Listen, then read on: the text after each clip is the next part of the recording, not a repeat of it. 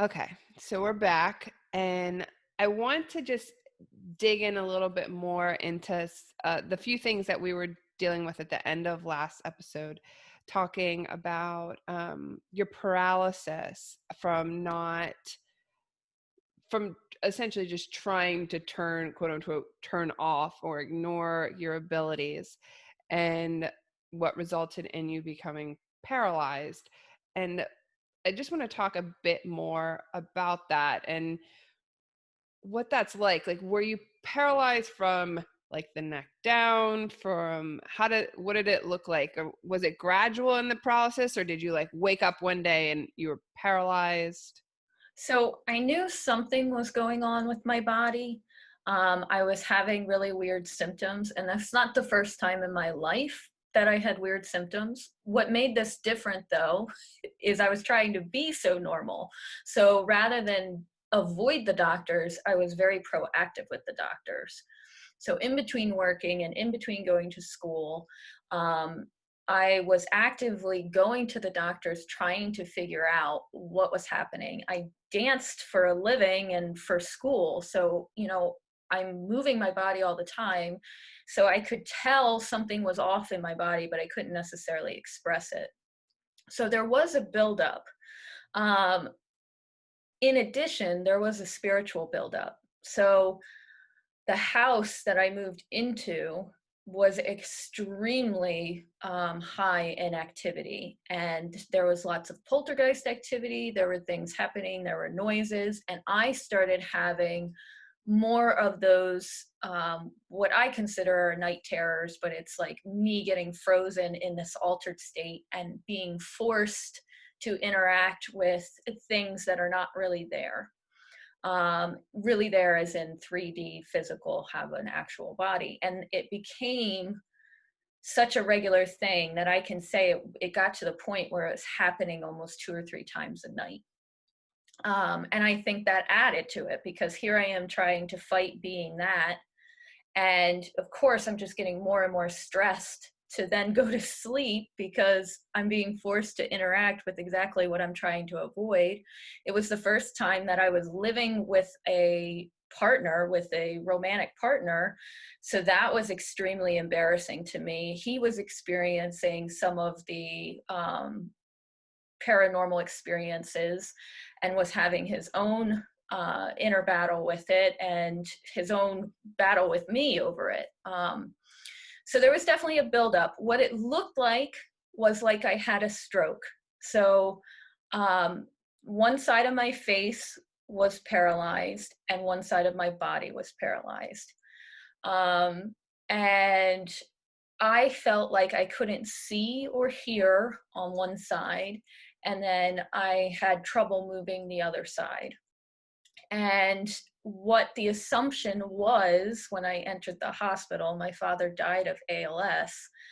The assumption was that I had the onset of ALS. And so immediately that's where the doctors jumped to. And even though my prior symptoms didn't match ALS, the paralysis, they're thinking that I had a cardiac response to the ALS, and or a neuro response to the ALS, because the way it presented, it kind of looked like I had a stroke. However, when the test results came back, they didn't find that to be the case, and they started testing for everything under the sun. And the unfortunate part of that whole experience, beyond the spiritual, is that because I chose to be proactive in an effort to be normal, it looked really bad. So rather than being a positive thing that I'm trying to be proactive with my health and trying to make sure that I can prolong my dancing and everything else, the doctors interpreted that as me being a hypochondriac. And so it turned into psyche val after psyche val after psyche val. And then, of course, they started digging deeper into my history and found out that I was diagnosed with OCD and depression, and that didn't help either.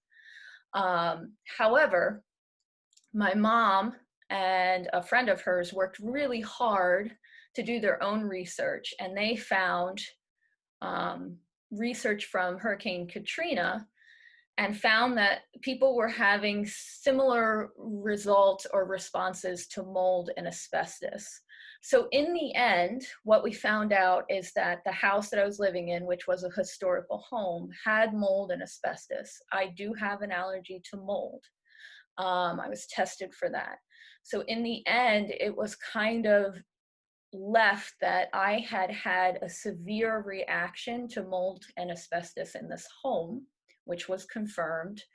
And it did line up with when we shut all the windows. We had a house on the water, so it lined up with us shutting all the windows and everything being contained. Just so happened when I couldn't afford to live in this house, the landlord had it all ripped apart. I knew the person who did the construction. He found mold everywhere. The most mold he found was in the room right next to the bedroom. Um, I think that's part of the reason why I kind of went quiet, because it was like getting hit from both sides. So what I mean by that is, like, now I really couldn't tell what was up. So like before, it's like I didn't really question the spiritual until I heard it hit a certain point where I was like, I just don't want to deal with this anymore. I want to be normal. But then I was faced with the possibility that this whole experience and all of these, what I was considering night terrors, were all just a response to mold and asbestos. And I think that's why I ended up taking a route most people don't take, where I just kind of put my head down and watched everything. And I did that for a couple years. And I didn't really decide whether it was real or not real. I didn't really decide if I was crazy or not crazy. I literally was just in a mode where I was just watching everything. Did that answer your question? Mm-hmm. Okay. I have a question that's kind of just a little bit off. When with the relationship, right? Because you're in a romantic relationship at this point, Mm-hmm. and you're going through like a huge stop, a huge dark night of the soul. Um, did you walk into that relationship being honest with your partner at that, like, about your abilities? Or were you in the process of trying to stay so normal that you didn't tell him anything? So he actually, unfortunately, I like looking back now, I can see why it was so hard for him. At the time, I didn't understand it. So the truth is, no, I wasn't honest. But then we were point blank faced with it. And I was revealing more and more of myself. And I think he was put in a position where it was like he didn't know what to believe, because he's getting one person prior and now he's living a totally different reality. He knew I had some intuitive ability, because we had had a couple experiences. Like, I had spent the night at his place, and there were 2 nights where we had experiences. I woke up one night just knowing clear as day who the people were in that had lived in his house previously and who slept in his bedroom. And for whatever reason, I was able to validate it, by total coincidence the following day. So he knew I had some type of intuitive ability, but I never expressed to the degree until we were faced with it head on, living together in this house. And Mm. even then, I think I kept sugarcoating it looking back now. Like, to me, I was being more honest than I am, but I also didn't have the vocabulary I have now. And I still was trying to be normal. Like, I was trying so hard to say, okay, this is happening, but we're going to keep going. And he was encouraging the same thing. He didn't want to face it either. I mean, I remember one time walking up the steps and we had a door with a hook and eye. And literally in front of us, we saw the hook and eye remove, the doorknob turn, and the door open. And he just grabbed the door, slammed it shut, put the hook and eye back, and said, just keep going. We're going to pretend that didn't happen. And that was kind of how we functioned in the house as much as we could. Mm. Okay, so how do you move from then being I mean, unless you want to talk a bit more about being in the paralysis and what you saw, I mean, I would assume there had been some huge shifts in what you saw or how you came to terms with not wanting to be normal, but not avoiding your abilities or realizing that it was part of the paralysis. So it was, so I guess there would be two things. The first thing is my paralysis was not normal. So I had the paralysis for quite a few weeks, but then the way I was recovering with rehab and everything was abnormal. So that was the other issue, was that now it wasn't abnormal for an allergy, but it was abnormal for the degree in which the doctors really thought things were functioning. According to the allergist, it wasn't that unusual because if you have an allergy and you catch it soon enough, eventually, my understanding, I'm not a doctor, is eventually it works its way out of your system unless it shuts down like a major organ. So looking at it, it kind of looked like, eventually something worked its way through my system. However, with paralysis, it shouldn't be that way. So it was very, very unusual. And all the post care afterwards became this hodgepodge and very unusual, which to me kind of added to that feeling of I can't tell what's up, what's down anymore. Like I can't. Like, is there a part of me that did this and I don't know it? Like, are they right? And I am a hypochondriac and I have no idea. Did I do the wrong thing? Am I making up these night terrors? Like, I really couldn't tell. So how it changed me was how I was looking at everything. And I can't say, other than that moment in the hospital, there wasn't that many shifts for a while. Like I said, it's almost like my whole system went still and I was just watching. What makes that experience, which we referenced in the last, and I did want to clarify that, my out-of-body experiences, they are not like most people's near-death out-of-body experiences. My understanding is when most people hit a near-death experience, a piece of them leaves and enters the spirit world.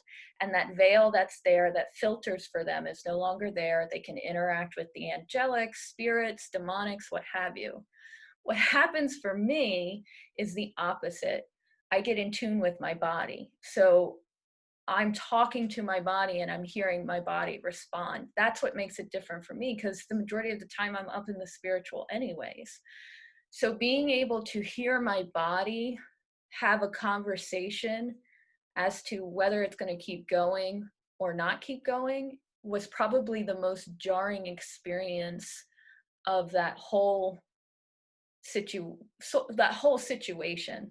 And the fact that my body could have let go and it chose not to because it felt like the timing was right and that it could keep going, that was like really, really baffling to me. And that's not including like the physical, mental experience. Obviously there's trauma in having to deal with that and having a team of doctors not believe you and not knowing if you believe yourself. But on the spiritual aspect, that was the most shifting thing. For quite a few years, that was the most powerful moment. When you say that your body, so was your body the one choosing more to keep going Yep. versus, I mean, when I always hear about near death experiences, it's almost like a piece of the spirit or the soul. They kind of are up there on the other side going like, should we stay? Should we not stay? How bad's the body looking? Oh, it's, we can still go on. Right. Yep. Um, You but got it, it. but it was opposite for you. It's Yep. the body kind of saying like, I'm going to make the decision. Right. Yep. Okay. So you watch for a few years, and then how does this lead into your work? And So for the first couple years, I'm just, what I mean by watching is, like I said, I didn't determine if I was crazy or not crazy. I kind of had the mentality that at this point, it doesn't matter if it's real or not. Something is going on, and I need to figure out if it's me or if it's something on the outside. And what I started doing was, I mean, I always journaled, but what I started religiously doing was journaling all my dreams and also any physical patterns to the dreams and visions that I had. So if every time I ran into a specific person and that night I then had, I don't know, a dream about a bird, I tracked all of that. I started tracking all of that. And what I was looking for, although at the time I didn't know what I was looking for, but what I was looking for were patterns. And I was trying to determine different things through those patterns. So in a way, I got almost scientific about it. And then there was a period where I was even tracking like the moon cycles and what was happening astrologically to see if that had an impact on me. I was also tracking food and water intake and work hours, trying to figure out what was affecting me. Was it me mentally not able to handle things?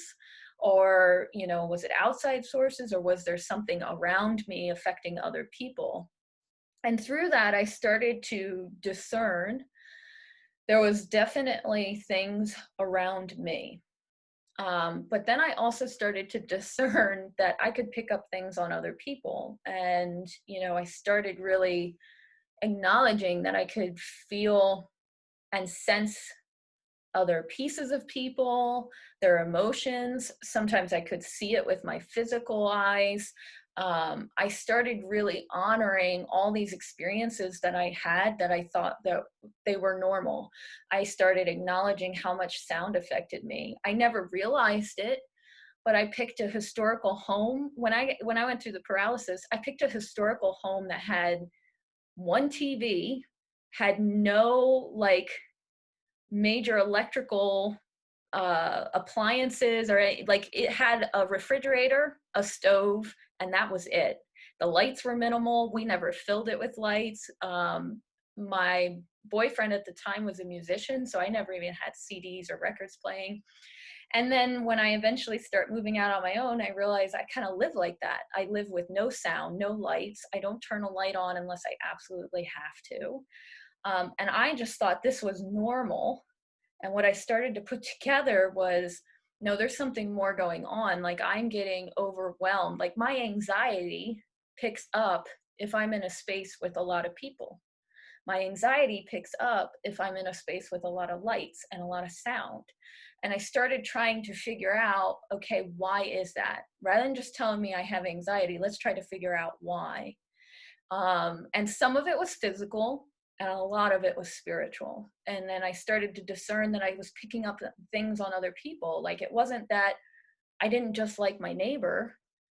There was something about my neighbor energetically I didn't like. And if I could move beyond that, I was actually okay with my neighbor.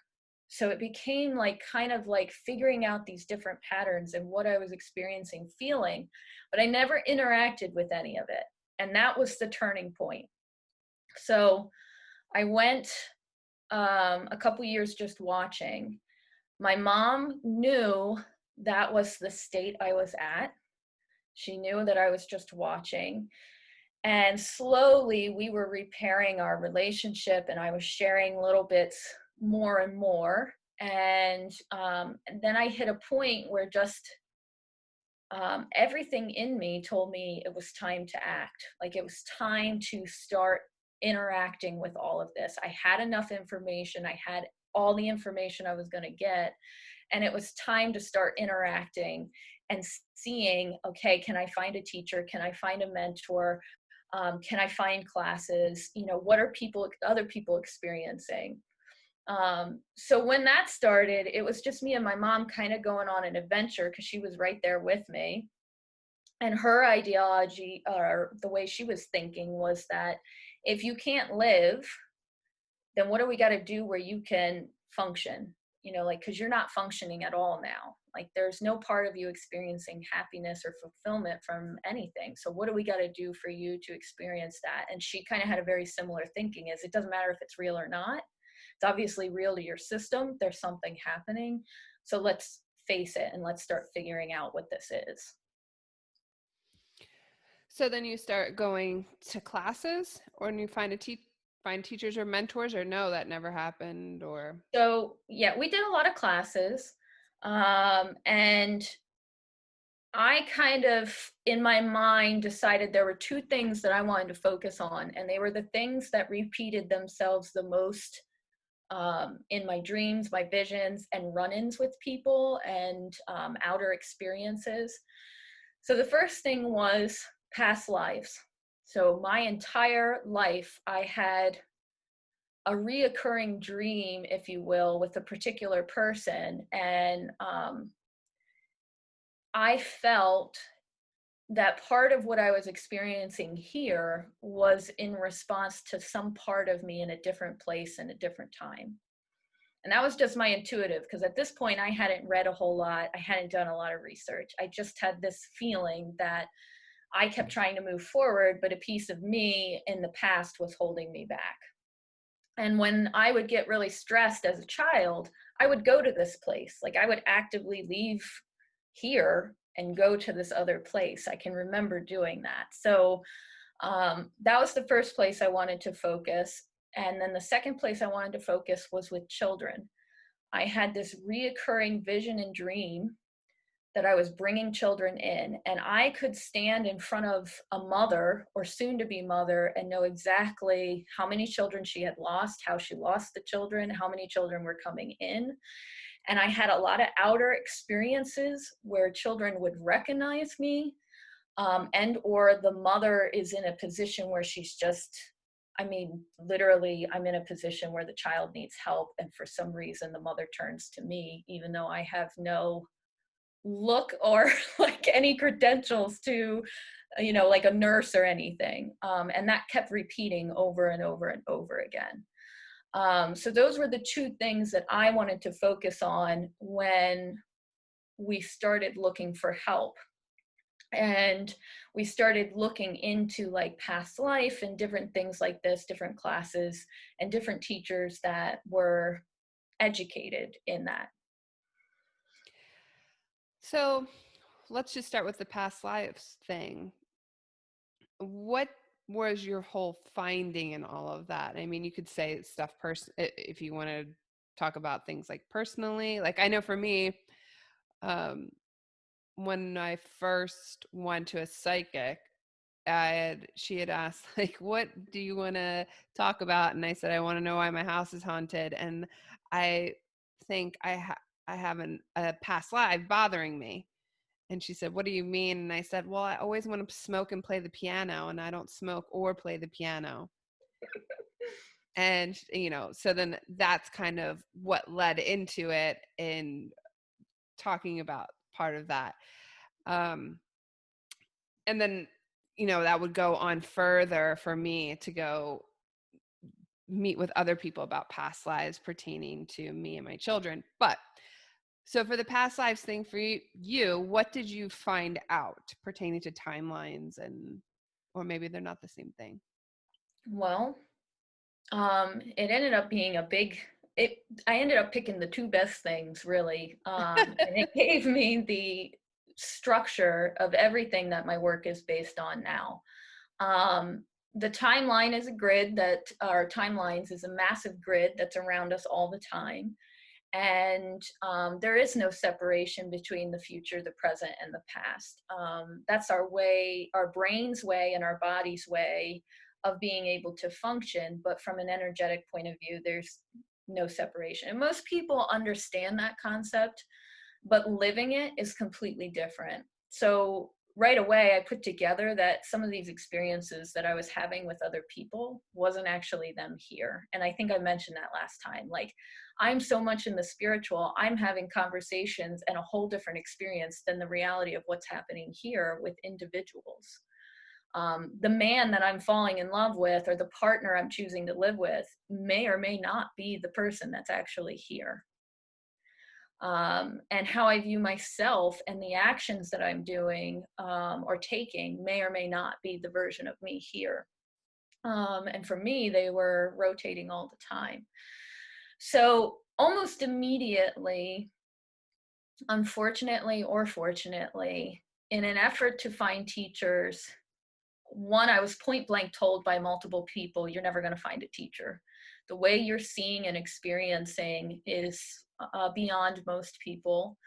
I had a woman who was really highly regarded in Pennsylvania, and I was so heartbroken.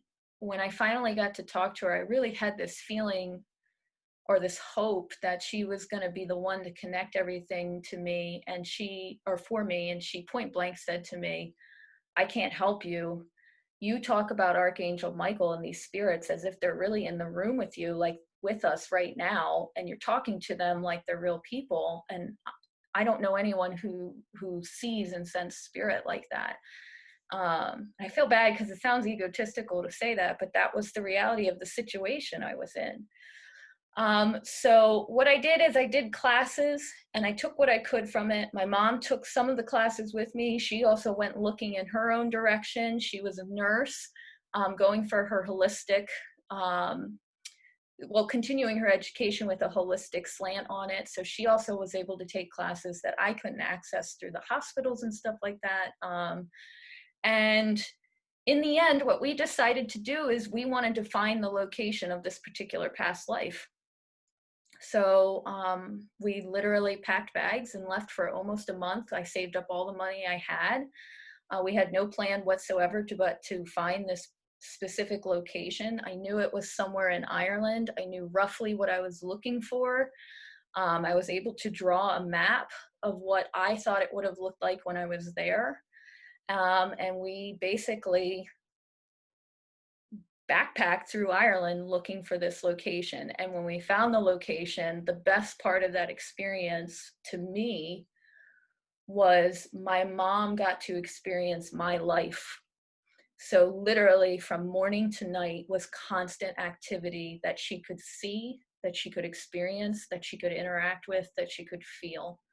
And it was almost like she stepped into my reality for 4 or 5 days, however long we were there. And from morning to night, and even through the night, was experiencing the spiritual side of what I experience every day. What, you want to give an example of like what one of those things would be? So, well, we got pictures. So we had a couple experiences where we could hear things. We knew things were in the woods with us. And we knew it was darker things. We came back, we had pictures developed. You could see everything that we thought we heard was in the pictures, exactly how we had kind of thought they looked. She was having visions and dreams. We were getting followed by people, and I know that sounds so weird, but I was having these experiences where people would just come up to me and they would say things that they should not know, and things that they should not say to another human being. And then they'd walk away and it was like it didn't even register. She got to experience that firsthand multiple times. She got to experience some of the hair-raising moments where, like, you catch things out of the corner of your eyes, or something's behind you. Poltergeist activity, things were moving. We had a day where we went to a particular part. This location is on a mountainside, so it's got some land to it. And what we did is we split it up and we explored different parts of this mountain over a couple days. And we were in a particular location that was secluded, that was really kind of tiny, and we lost each other. And what I mean by we lost each other is we were in like a rectangle. Like, no matter where you stood, you should have been able to see each other. She called for me, I never heard her. I called for her, she never heard me. We were walking and walking and walking around this rectangle, looking for each other, calling for each other. Never saw each other, never heard each other. So we were clearly in different times and different places. it was just, it's hard to express it. You know, she had dreams from the minute she closed her eyes all the way to the time she woke up. Everything was, you know, totally relatable to the experience that we were having. It was not psyche dreams. It wasn't just her psyche running through things. And she was exhausted. She was exhausted. Not that I want anyone to suffer in any way, but it was just so, even now, so incredibly powerful and validating that I had my mother knows what it felt like, even if it was only for a couple days. Do you feel like, I mean, that would just be your normal day, but do you feel like it kicked up when you went on that trip to try and get you to go home? Or Yeah. Oh, yeah. I don't know. When we were at that particular location, yes. So what we actually did is we actually left that location, and we kind of left it at like, it might be easier if I just say where it was. So this is in Glendalough, which is in the southern bit of Ireland. And what we did is, even though I was like 99.9% sure that this is where it was, we played dumb and we strategically made that decision together. So what we did is we pretended like we weren't sure that was it, and we went to other places that were similar just to see if the activity would stay. And then we decided before we were going to leave, the last few days would be back at this location. So in some ways, I would say we felt that, but at the same time, it was more like, it was more that scientific, like, let's see if it follows us. Let's see, is it the location or not the location? We weren't necessarily determining whether it was good or bad yet. Now, when we got home and we saw the photos and we were discussing things, then we kind of got the vibe that there was definitely things there that either weren't happy I was coming back or needed healed big time and were making themselves known to try to get that release or that healing. When you found the spot that you figured that you were at in another timeline, what was that like? I wept and I didn't want to leave. And I still, like, when I have a really hard day, it is so tempting to go back there. It is ingrained so deeply in me. I just feel it is probably the only place that I can say, despite even having those experiences, there's one part in Glendalough in particular where I just feel my whole system quiet and just is so calm. So for me, it was it was almost like a goal to work towards, particularly that one spot. Like, if I can feel this here, why can't I feel that other places? And it was bigger than just a connection. It was the fact that my system stilled, and that I could feel moments of calmness. So it was almost like a goal in a way. Now, I've gone back multiple times. I still have the same experience. But it's not as profound because I've been able to achieve a certain level of that in my everyday life. But it was kind of like, that moment of that you start seeking, like, why can't I experience this every day? Yeah. Did you get like down to I'm making this up, but like the house or the spot, or is it just like the town? And I'm only asking this because I've, read books and watched interviews where people could like literally get to the house. So there isn't a whole lot from what I can remember of my time period that still stands. I can get down to the location. I know roughly what's standing there is some version. In a way, it's a later version to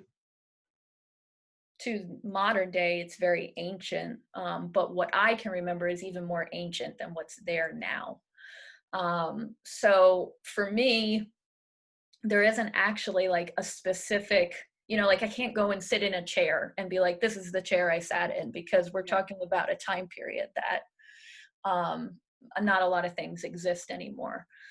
But I can go right to the location. Like, I can stand in a very specific spot and know that was the spot that I lived and or primarily existed. Okay. All right. Now, let's move to how do you get to end up working with children? And that may be a huge jump too. So, but that's kind of where I'm shooting to go next. So in addition to the past lives, I wanted to know, why am I getting all this information with children? And why am I like constantly, it seems in my dreams, in the mix of bringing children in and knowing where children are going to be born, and like, and then, you know, logically I'm thinking this can't, you know, it's not like I'm seeing billions of children, so these must be very specific children, and why am I seeing them, and why these specific ones? And I originally kind of interpreted it um, in kind of a selfish way, and I don't have any problem admitting that. It was more like, maybe these are children like me. And so when I started entertaining the idea of working with children, of course I wanted to help and offer whatever I could, but in reality, at the same time, I'm building my coping mechanisms and my discernment and my vocabulary as I'm starting to open that door with children. So really, when I started exploring those dreams and what to do about them, I really was just looking to see, is there anyone else having experiences like me?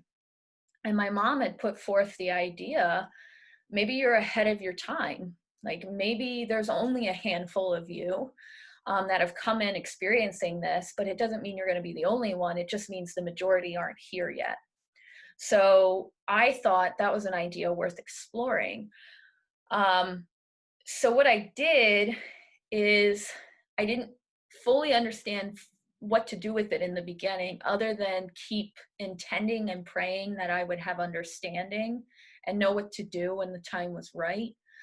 I tried to focus on the dreams, and I had taught myself how to meditate. I had taken different healing courses. And so through that, through intention, I started trying to disassemble, why do I keep having these dreams? Is there something going on in my psyche? Is there something that needs to be healed? At the same time, though, as I went looking for teachers and intuits, I kept being put, I don't want to say it that way. That's not appropriate.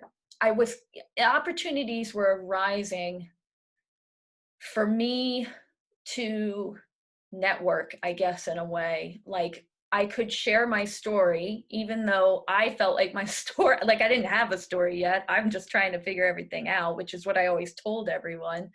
But I was being given opportunities where I could share my story. And in my mind, I'm thinking, okay, I'll do this, even though I don't know if this is, you know, even though I don't understand the gravity of what's going on, I will do this because maybe I'll run into someone that's like, hey, I had the same experience and this is how I dealt with it. Or I know exactly what that feels like. This is how I dealt with it. And I do want to say, it's not like I didn't meet all these people that didn't have answers. They had a zillion answers, but the way that I was experiencing it was so much more, it's exactly how that woman described it. Is so real to me that the physical things didn't matter. So, you know, it's not like I was physical going into the spiritual. I'm in the spiritual trying desperately to be physical. And that is what the difference was. People had all kinds of answers on how to cope, but they're giving it from a perspective as if I'm physical trying to be spiritual. They're not giving it from a perspective of someone desperately trying to be in their body. And so some of the techniques would work, but a lot of them wouldn't work for me. It wasn't something that I could just pretend wasn't there. I couldn't just say to a spirit, hey, can you leave this space? Because I'm seeing the grid, I'm seeing everything all the time. So sorry, I digressed a little bit, but in the end, I started sharing my story.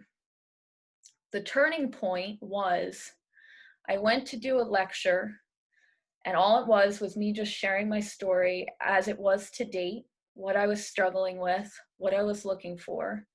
And while I was there, there was a family. And one of the teenagers I recognized from years ago having a dream that I knew he was going to be birthed and he was coming in. Totally jarred me. I've had people recognize me, but I didn't necessarily recognize them on that level, as in children. I've recognized people from past lives and stuff. It took me a while to discern what I was recognizing, but that's what I was recognizing. I didn't know whether I should say something or not in the lecture, but when I finished the lecture, I invited people to add comments or ask questions because I felt, like that would help me. And he immediately raised his hand, knew my name, and knew I was there and wanted to know what did he need to do next because he had been waiting for this moment for a long time. And I knew the answer. I don't know how, but I knew exactly what he described that he had hit in the dream world. And it was like, it just came out. I knew exactly what he needed to do. I gave him the steps to be able to handle the current situation. And that was how it started. And his family then kept in touch with me. And then kind of through word of mouth, they happened to know another family that was having paranormal experiences. So I went over there and talked with that family. I offered what coping mechanisms I had developed, what experiences I had had. And the benefit was, and I think this is like the core of it, is I was so much in the spiritual. When someone would relay a story to me, I could actually pull it forward and play it out energetically.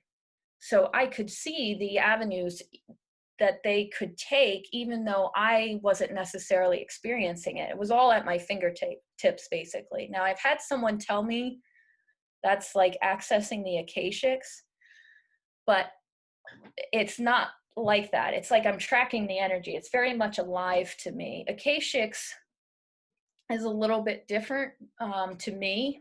That's more a store of knowledge. It was almost like I could bring forward the energy of this particular person's experience or life and literally watch it like a movie, and then be able to fast forward it to various outcomes and see what the best would be.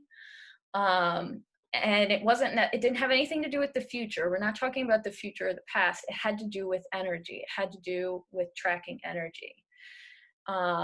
And what is the core of this whole world, this whole spiritual world, which is energy. They just don't have vessels like me and you. It's energy. But it was that lecture that opened the door.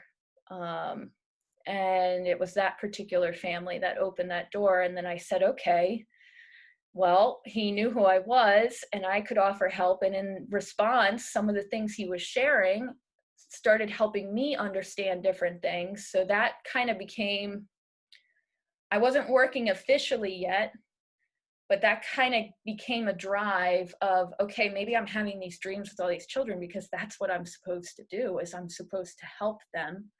And they're supposed to help me. And we're going to be able to kind of create like a little bit of a community and figure this all out. And then it kind of also too, you're doing healing touch at this point too, right? So how do you, I'm assuming that like also you are interacting with children in other ways in that way. How does it, I know it spreads word of mouth, but like, how does that play out more and more as it goes along? So, really, everything just really kind of,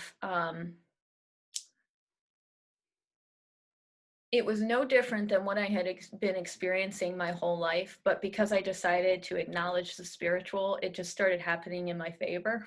So, like things would just happen around me and I couldn't explain it. So really, that's literally what was happening. So I did healing touch for the personal side. I still was having issues with my eyes. I'm still having issues hearing. My left side would come and go.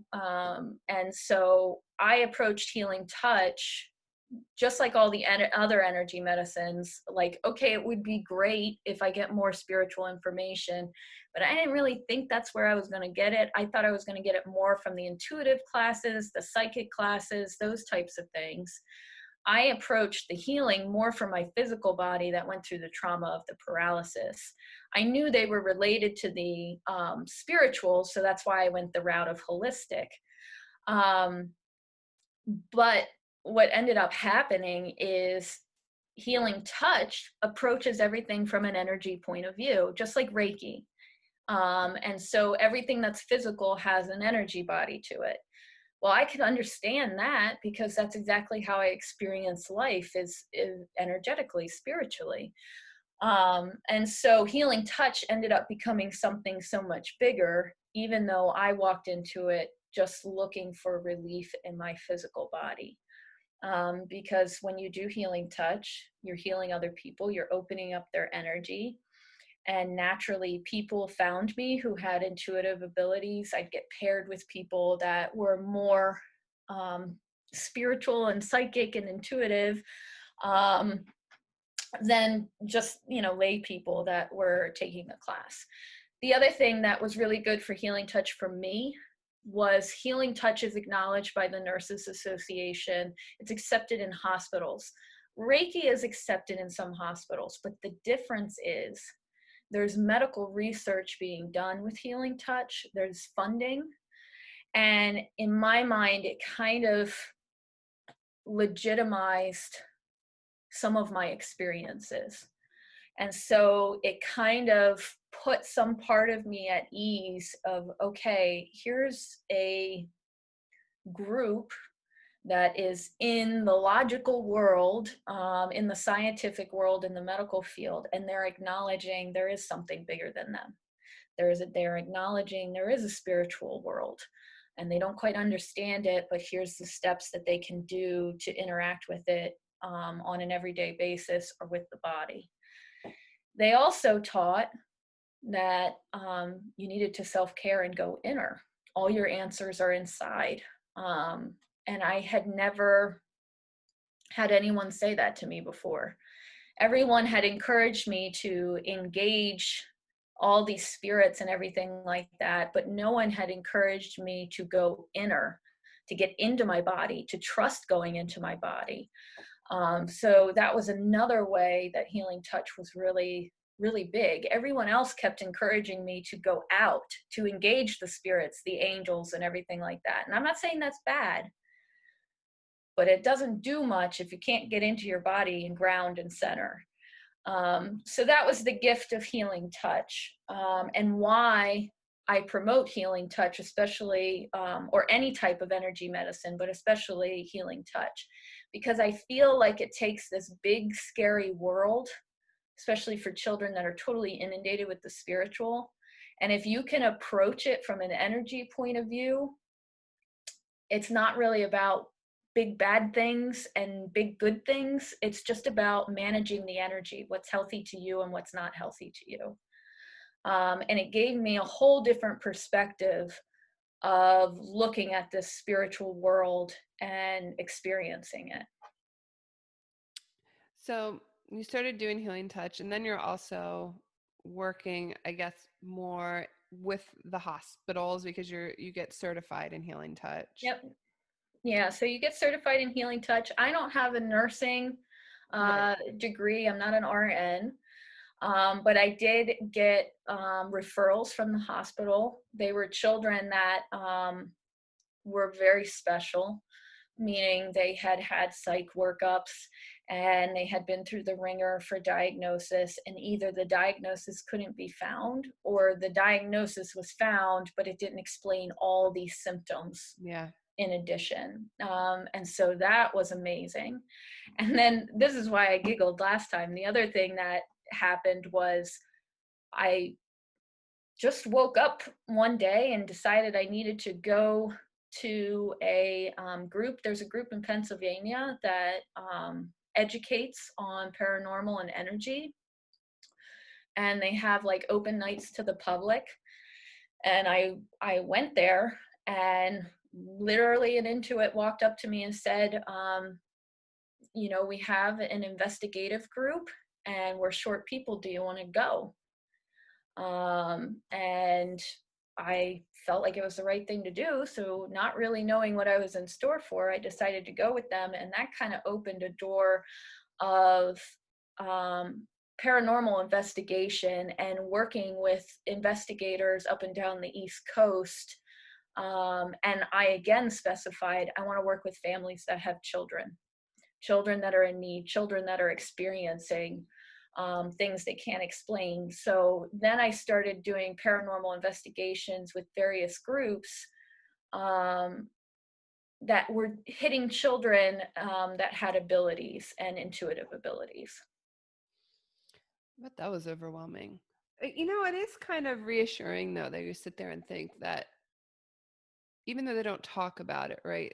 That the that there are, the police and we have the hospitals that are actually seeking Mm, advice in this specific arena and saying like we don't have the answers and we need the help. And that to me is a little bit validating. I mean, with our own stuff and getting, Dominic getting diagnosed, it was all of that, but they didn't refer us to anybody, obviously, but it was all like, you have all of these diagnoses, but they don't all really fit. So that's also too why you have so many.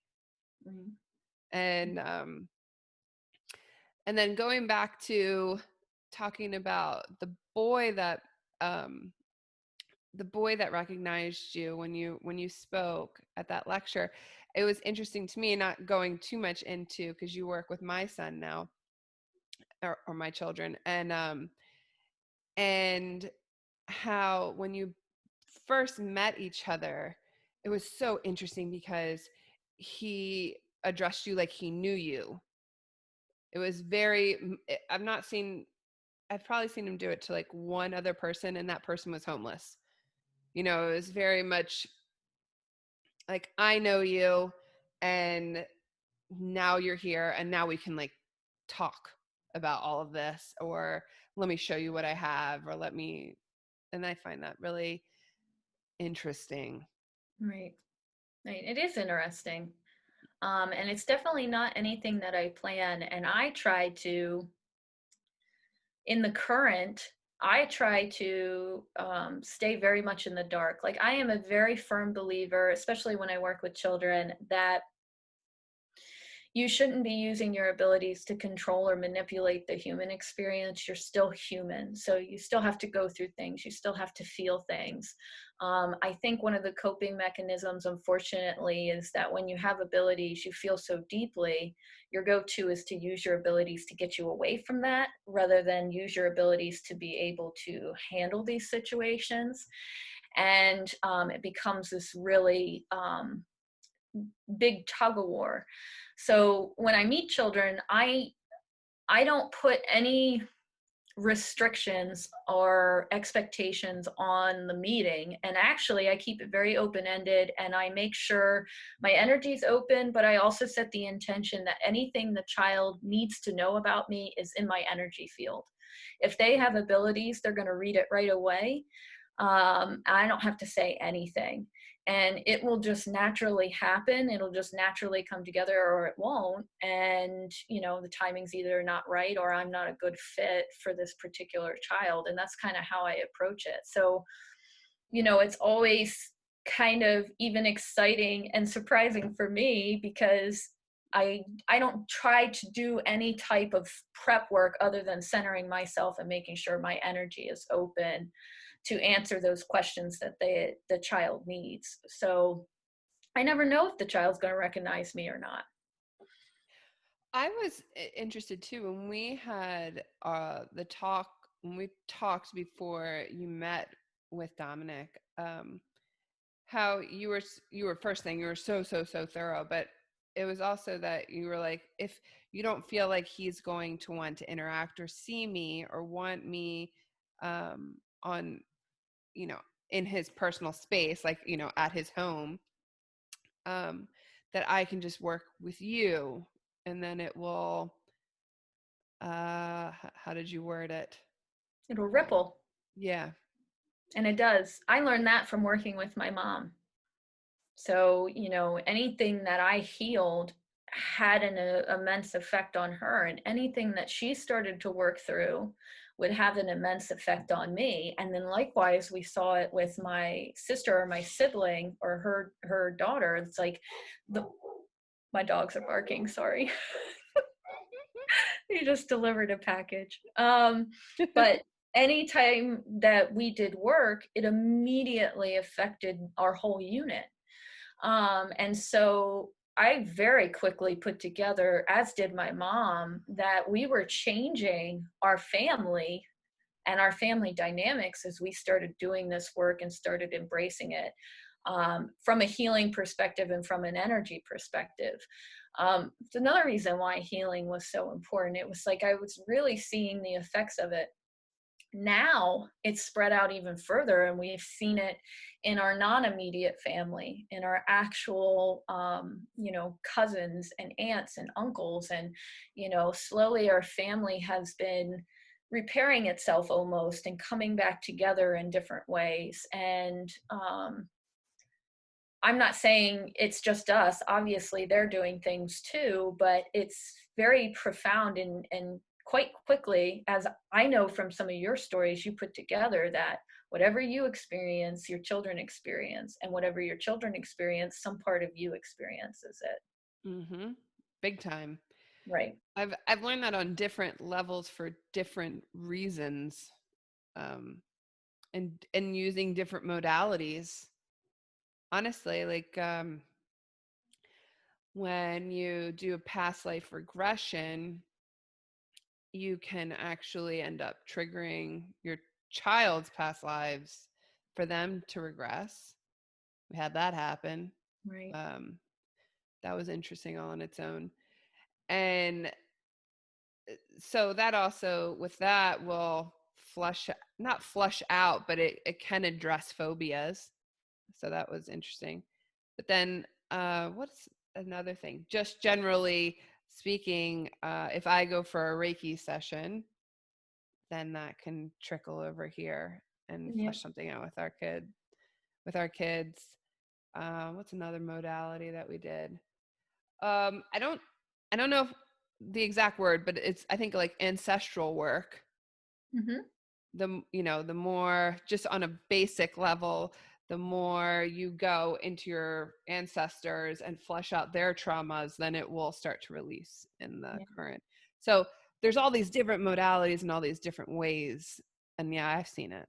Yeah. And I even, for me, it explained some of the emotions that I was feeling as a teenager and a child and didn't realize, like, I don't want to say didn't realize, but couldn't express. Like, I started, when me and my mom started healing together, I would have moments where I just had this, like, she's not listening to me. She's not hearing me. She's not hearing me. And almost always it would line up with something in the spiritual where I'm trying to wake her up. Like, there's something we need to face. We need to deal with this. And it's not being dealt with. You're not facing this part of you.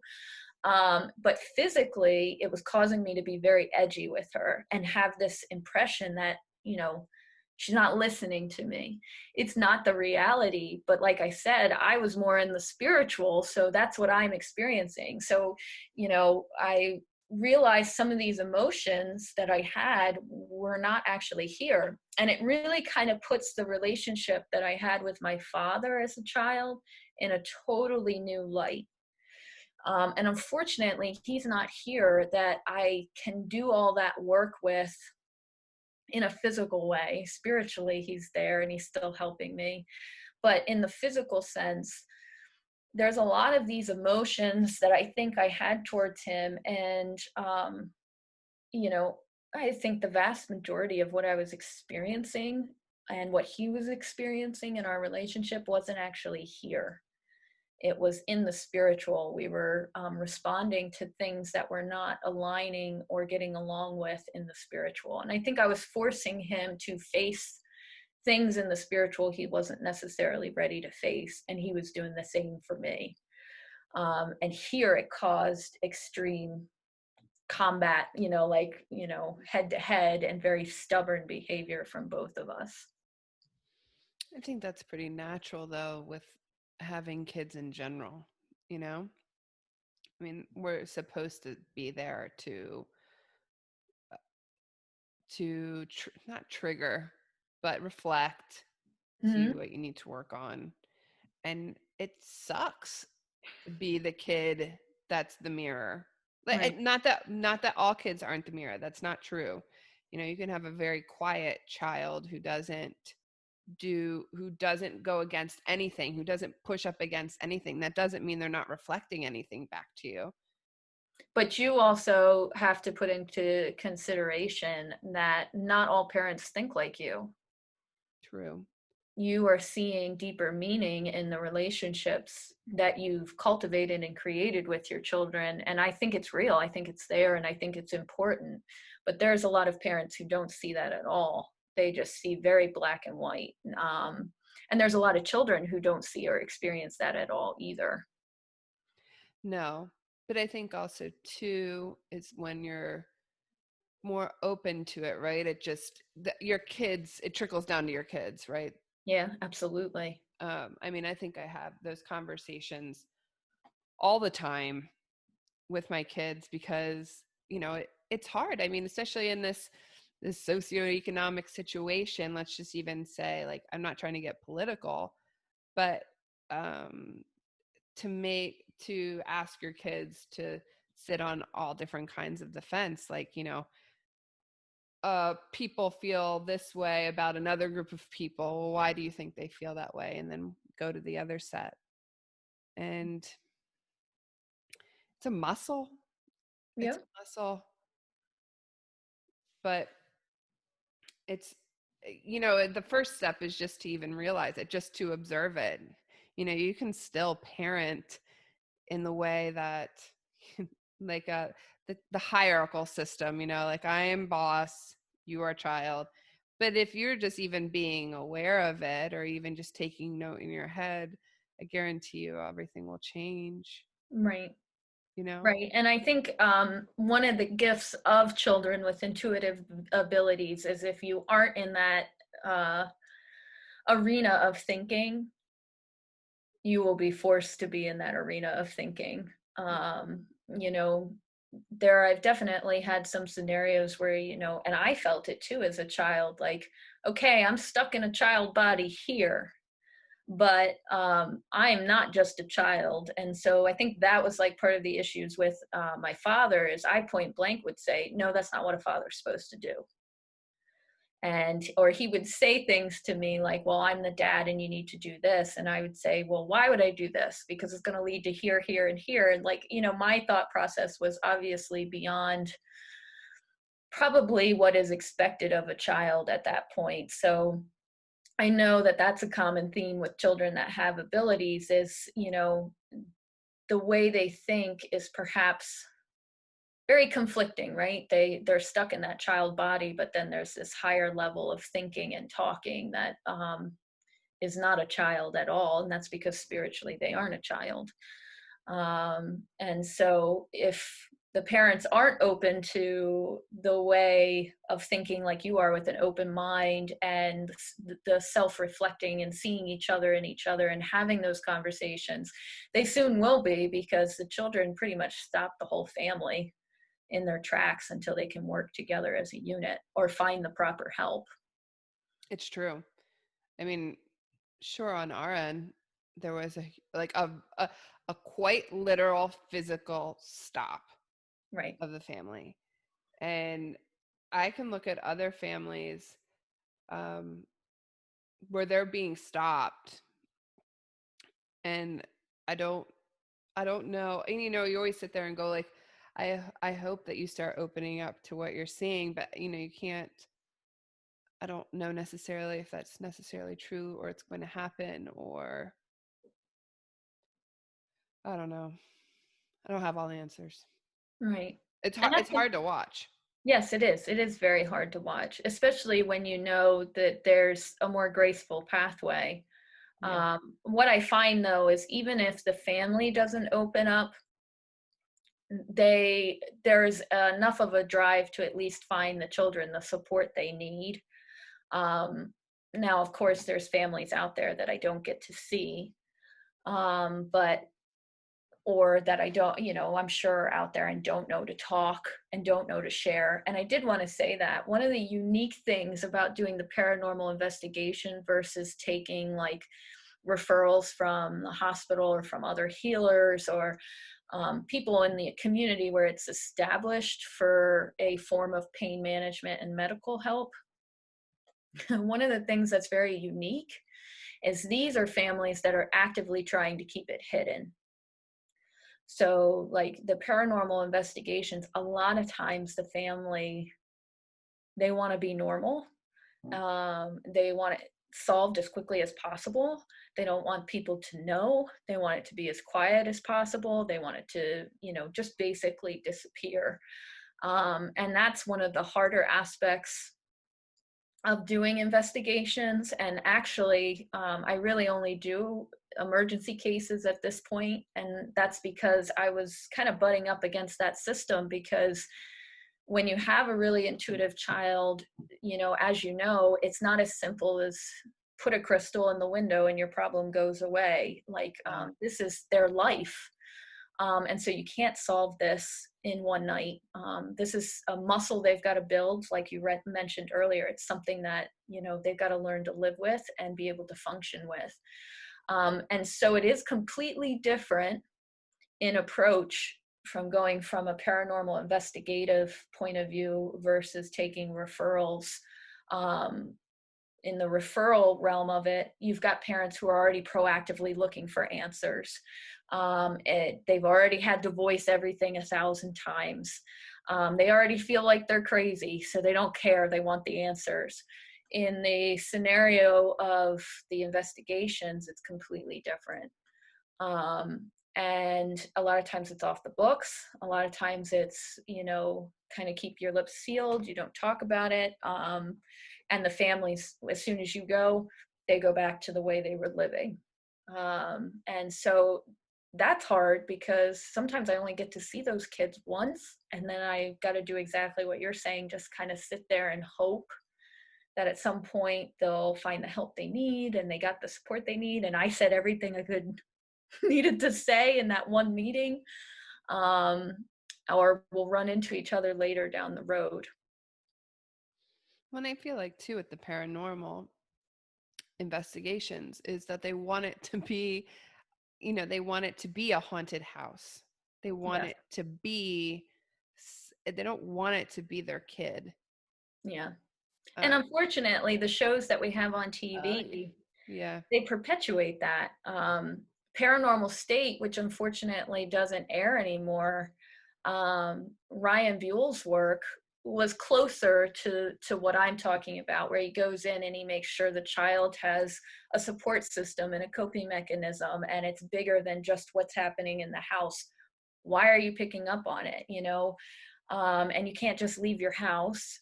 And you can't just sage your house. Like, what can we do to make it fulfilling and you be able to deal with this every day? And unfortunately, there aren't a lot of shows out there that encourage that. Chip Coffrey and Ryan Buell are really the only ones that I know of that promoted it in a more healing, living perspective. Psychic Kids, this second round is a bit better in hooking up with like people to help. However, I just wish they would take the scary music off the beginning. Like how they set up the scenes is infuriating. But other than that, the help in the end is much better. I've only watched one episode, so I can only say I can only say that from watching one episode. Right. But the old ones, yeah, Right.